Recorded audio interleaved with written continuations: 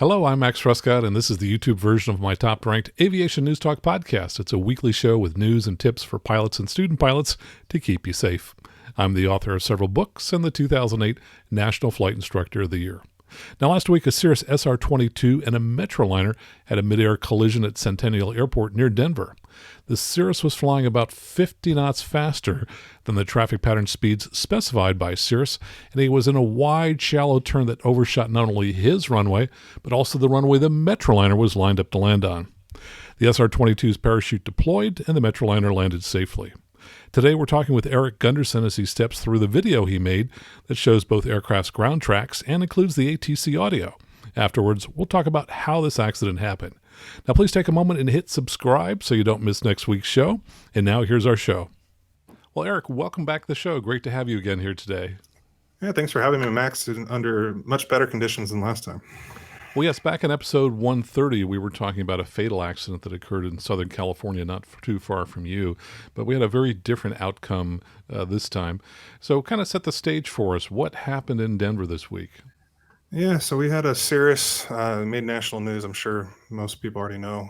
Cirrus collided with a Metroliner at Denver Centennial, where there was no major injuries at all. Everybody was fortunate enough to walk away. So I'm calling this the miracle over Centennial. Well, definitely, and the video is pretty amazing watching that Cirrus come down under parachute. Well, you've done as you did last time. You've put together a video that shows all of the different tracks, the different aircraft, and you've synced it up with the audio for both the left tower and for the right tower.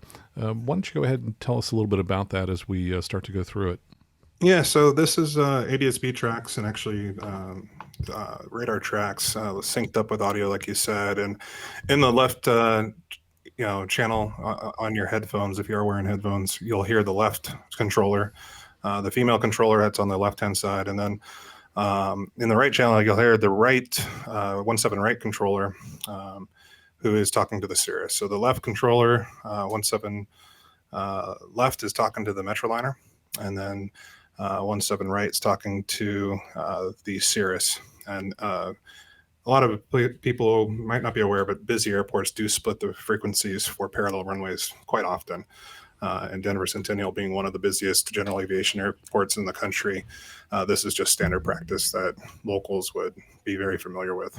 So we're going to be starting this with the aircraft on the downwind, the Cirrus on the downwind. I've got them flagged up for those of you that are able to see the video. And I'm sure Max will provide a link to the YouTube link that has this video as well.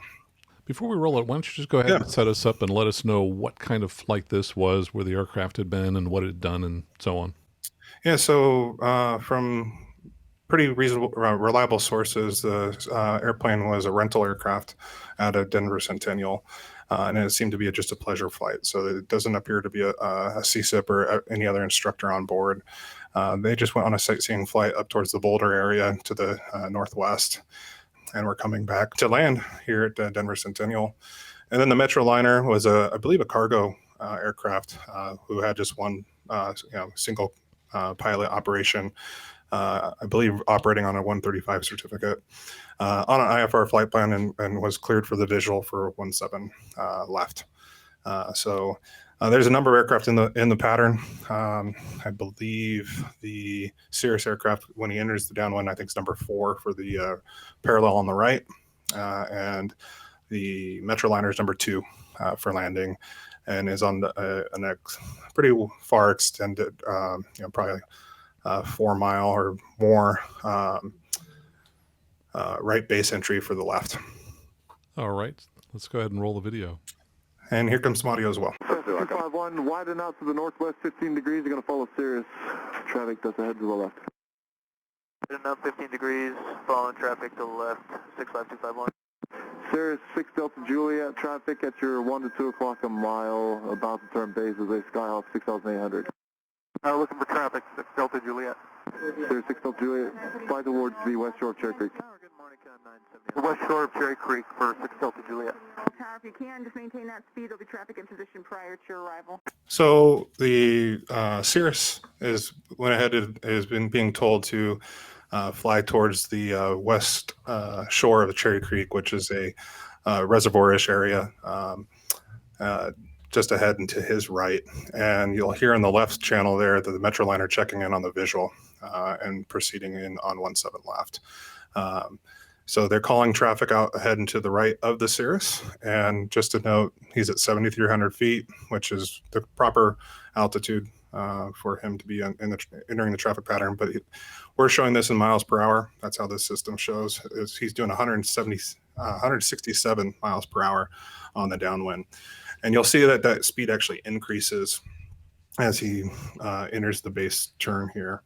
And so we'll go ahead and continue it here where he's going to be calling two traffic out, one that's ahead of him, and then also the controller is going to be calling out the Metroliner on the north shore of that Cherry Creek Reservoir. Cirrus 6 Delta Juliet, traffic you're following just turned right base. They're heading to the right, 6,600 Cessna. Traffic in sight, 6 Delta Juliet. Cirrus 6 Delta Juliet, follow them, runway 17 right, cleared to land. Additional traffic north shore is the Metroliner for the parallel. Traffic in sight, clear to land, 17 right, 6 Delta Juliet. So I think it's important to note that the controller on the right for 17 right calls out the Cessna traffic that he's meant to follow. And he also then clears him to land, but also calls out additional traffic, the Metroliner, just over the north shore of the Cherry Creek Reservoir. 10, Cup 3 Delta Papa, left Alpha 11, ground point 8, good day. Cessna 251, you're following a Cirrus, right space. Kilo 970, traffic 1 o'clock, 1 mile, 6,500. Cessna on final for the parallel runway. So there is the traffic, or the controller on the left calling out the traffic in front of the Cirrus out to the key line Metroliner, which kind of checks all the boxes that they're required to as controllers in parallel operations like this, where the runways are less than 2,500 feet separation between them. A few things to maybe note here at this particular point where this Cirrus is entering the right base. According to the radar data, it's showing 192 miles per hour, so roughly 170 knots. And so, going that fast is obviously outside of the standard, 100 on downwind, 90 on base, and 80 on final that we would expect from following the flight operation manual procedures.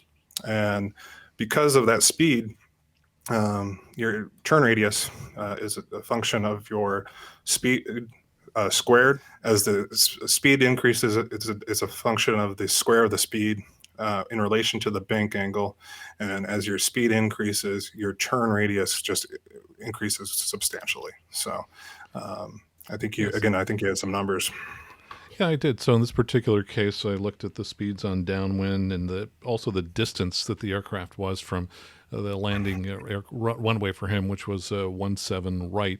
And he was almost exactly 2 nautical miles away from the runway and parallel to it.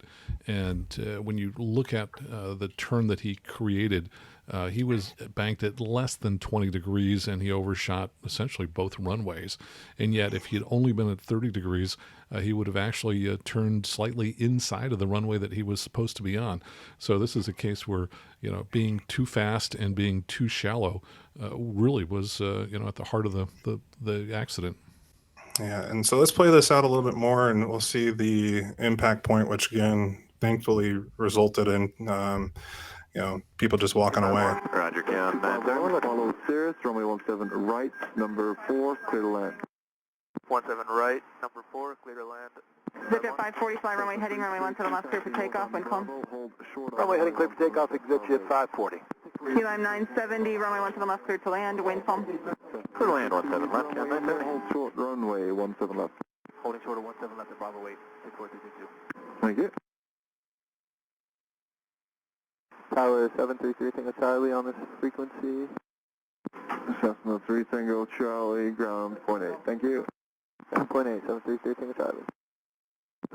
Cirrus 6 Delta Juliet, do not overshoot the final. Cirrus 6 Delta Juliet, do you require assistance? Tower, Kilo 970, declaring emergency. We had, looks like the right engine failed, so I'm going to continue my landing here. Cirrus 6 Delta Juliet. Kilo 970, we have crews coming, continuing down, runway 17 left, clear to end. So I think it's important to note that, the controller on the right was, making a call, was listening to another aircraft and making a call, and then immediately says to the Cirrus, do not overshoot the final. And then without a second break, he says, does he require assistance? So, we're speculating a little bit here, but I'm assuming he saw that something happened. And then immediately after that, the Metroliner, declares an emergency. And in this, we actually see a decimal meter right there where the impact happened, and we see it spike over 90 decibels. So there's an obvious crunch there that happened. And from the radar tracks, it does show that Cirrus, hit the Metroliner from behind. And from the pictures and everything, I don't think the Metroliner had a chance to see this, Cirrus at all. And just being cleared to land just prior, head down, the head could have been down, putting the gear down and that sort of thing as well. So again, it's a very unfortunate situation, but we're very fortunate had it been in any other aircraft other than a Cirrus without the parachute, the outcome could have been drastically different.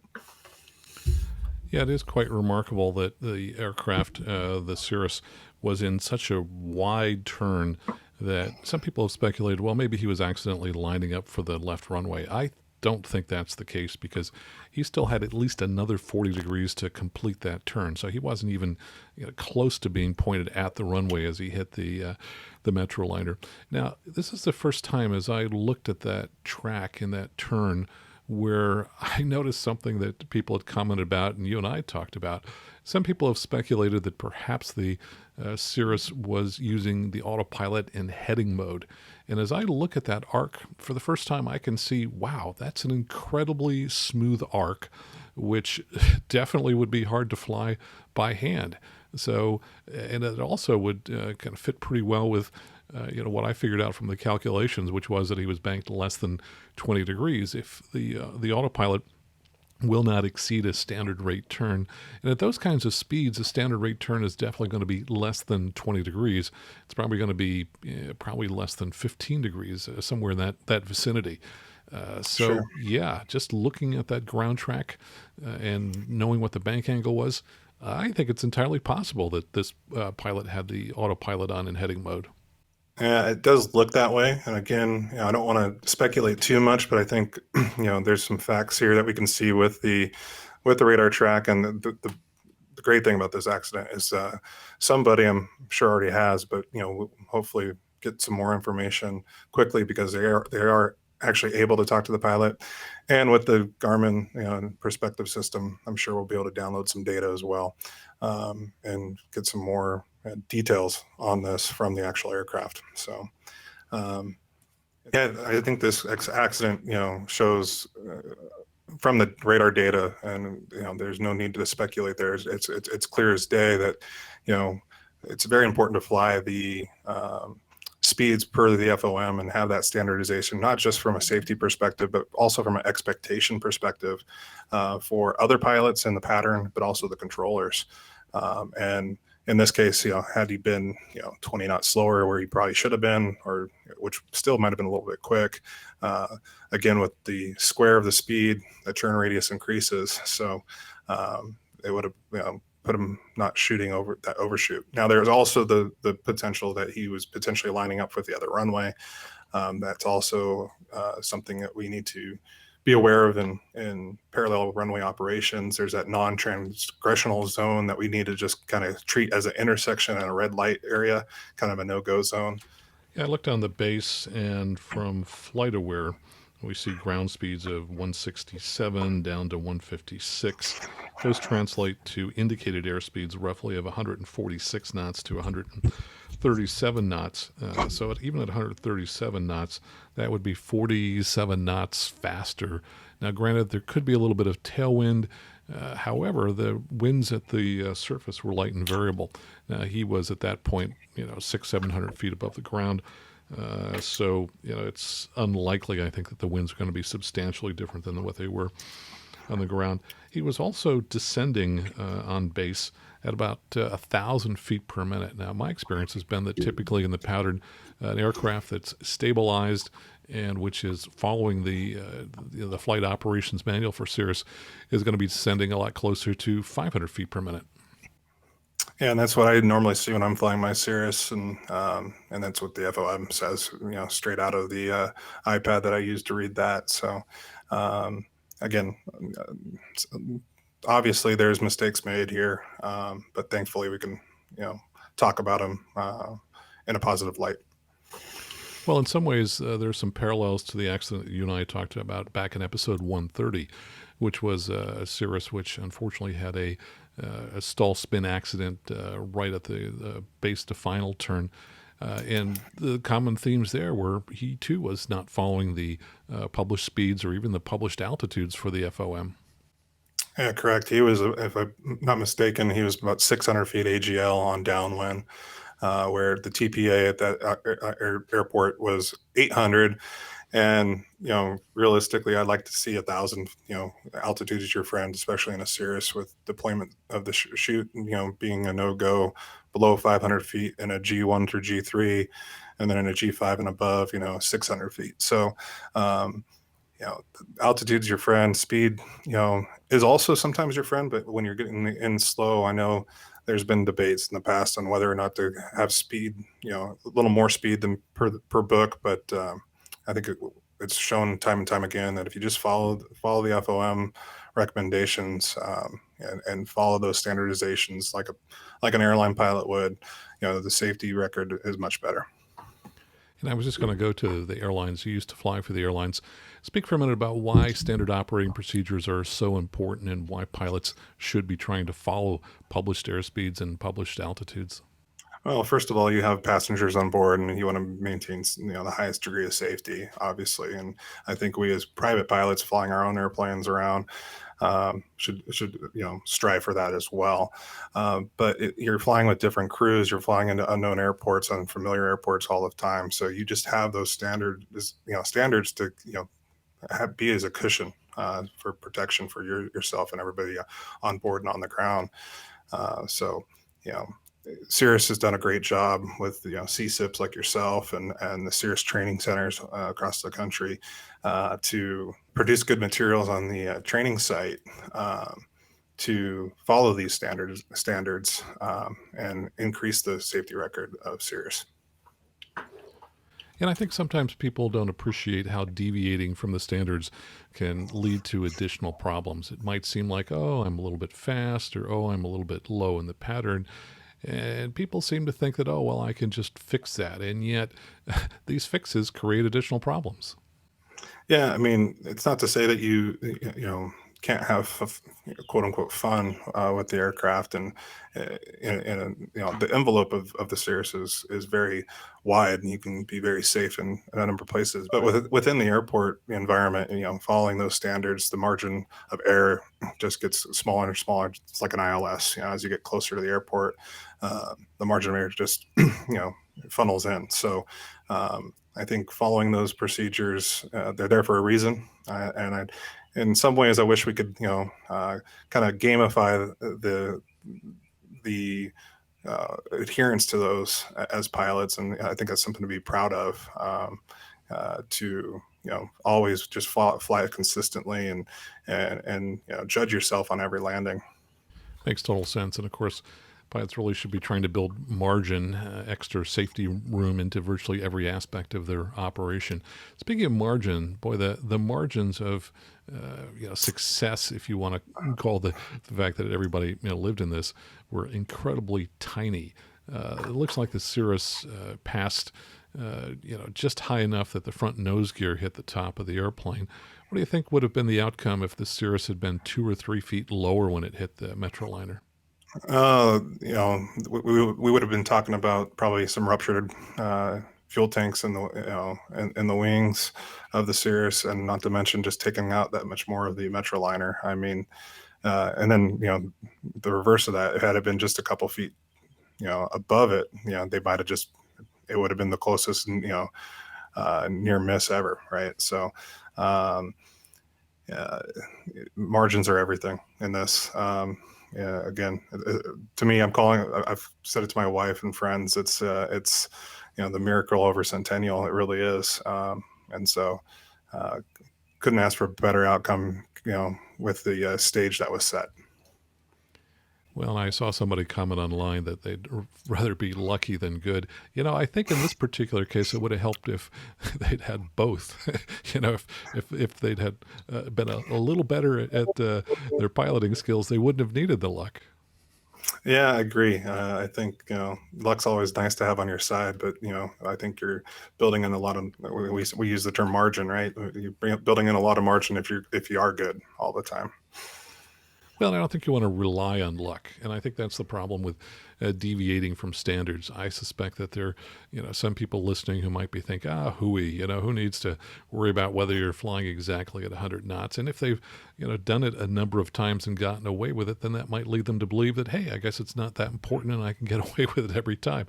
But the problem is, as this shows, they're going to be, that 1% of the times where, you need that extra safety margin and you just gave it up because you weren't following the standards.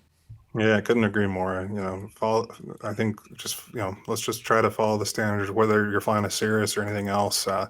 There is those published speeds and those published procedures, whether they're VFR or IFR, approaching the final approach fix and what standards you need to fly, and don't rely on luck. And I think this also is about professionalism, and this applies to any aircraft that any pilot is flying, whether they're a student pilot in a Cessna 152 or whether an airline pilot. Part of professionalism is just trying to follow all the standards all the time, and that results in greater safety. And so certainly I would encourage everyone who's listening to just try and act more professionally, which means, fly more precisely and follow the standards. And when you do, it makes it a lot easier to notice when deviations occur.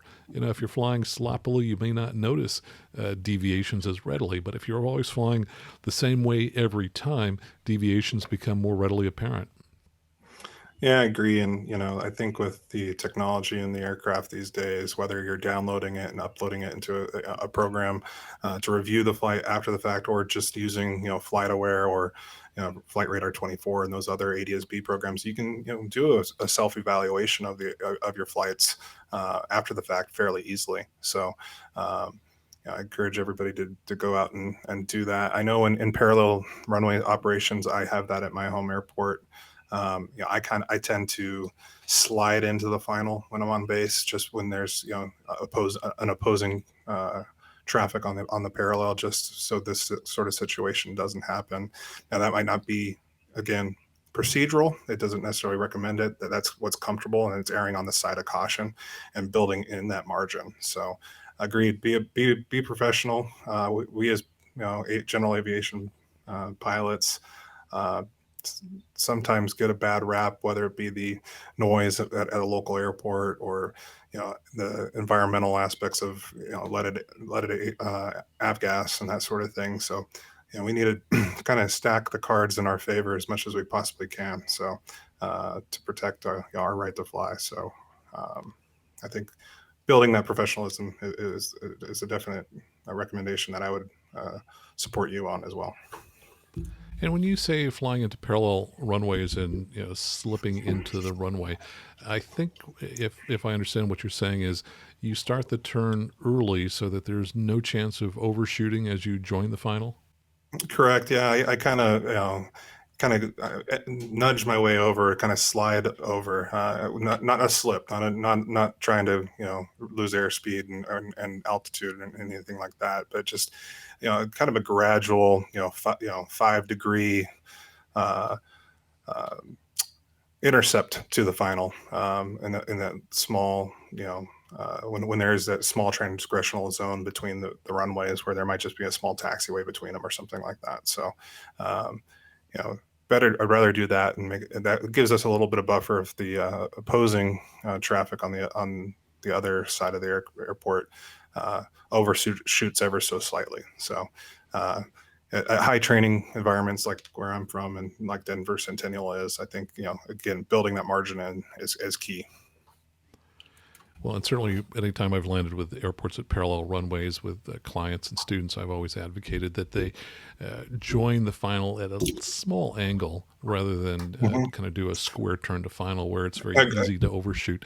But, I was thinking just now, that also is not a bad idea for coming into just about any runway.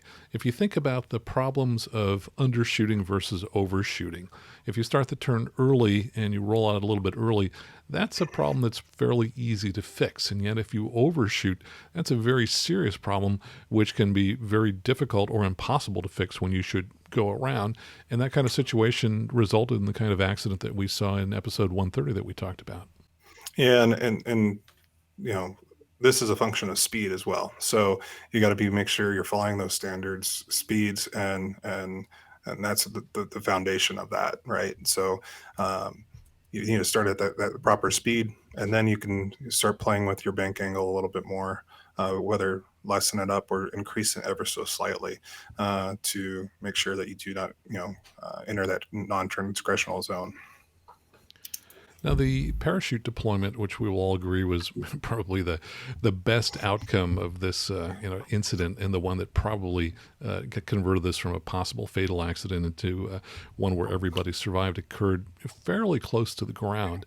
And one thing that I think we've learned from the parachute pull that happened near Hawaii, which was filmed by the Coast Guard, when that pilot pulled the parachute as he was anticipating running out of gas, he purposely slowed to about 80 knots. And what that showed was that it took much longer for the parachute to fill and to be fully deployed when he was that slow. One advantage I think these people had was, even though they were relatively low, they were so fast that parachute must have filled much more quickly than if they'd been slow. Yeah, I would guess so. I mean, there's video of deployment tests and stuff that you can find online that I think would support that. And this, I believe, was a 2016 aircraft, so that would have been a G5, which has a larger parachute to support the higher gross weight. So, yeah, it definitely would have been if I'm sure they felt the impact, but they also felt the deceleration from the chute deploying as well. So hats off to the Clapmeyer brothers for, making it standard in all their aircraft. I think lots of people are very happy about that today. Well, and people may not know, it's a little ironic that what really inspired the parachute was a midair collision that Alan Clapmeyer had back in the 1980s. And of course, he and the instructor he was with survived. They lost about 2 feet on the outboard edge of the wing of, I believe, the Piper they were flying. Unfortunately, the other aircraft, it was fatal, and so nobody survived. And that's really what led him to think, hey, there has to be a better way. So I think this really proved the vision, which was that, it's nice to have a fail-safe type system, a backup system, that is, that you can go to when everything else fails. At least you have one additional option, and that really worked in Denver. Yeah, absolutely. I think that it's an insurance policy is kind of how I look at that parachute. I don't ever want to have to use it, but if I ever do, I'm going to be glad it's there. So. Indeed. Well, great. Well, Erik, thanks so much for coming back on the show here today, sharing your video and giving us some of your insights about this midair collision. Yeah, my pleasure, and always good to talk to you, and hopefully we can do it again some other time under better circumstances. I hope you found that useful. If you would, please go ahead and hit subscribe and the notification bell so you'll know when next week's video has been posted. Thanks for watching, and when you fly, please keep the blue side up.